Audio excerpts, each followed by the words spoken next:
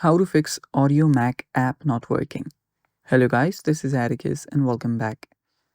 Today's video is about how you can fix Audiomack app not working.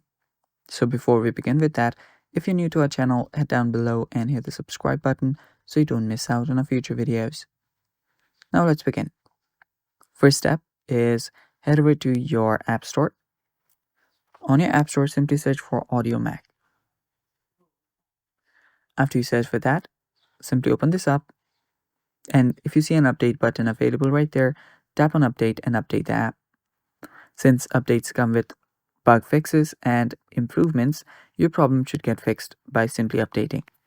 If that does not work, just head over to your settings, navigate to general, go to iPhone storage, and right there search for Audiomack. So let's search for Audiomack from on the top. There we go, we found it. Tap on it and offload the app. Tap on offload and confirm it, and the app should get offloaded. After the upload completes, you will see a reinstall button right there. After you see the reinstall button, tap on reinstall app and then the app should start reinstalling. That should fix the problem, and that's it for today's video. Thanks for watching. Bye bye and take care.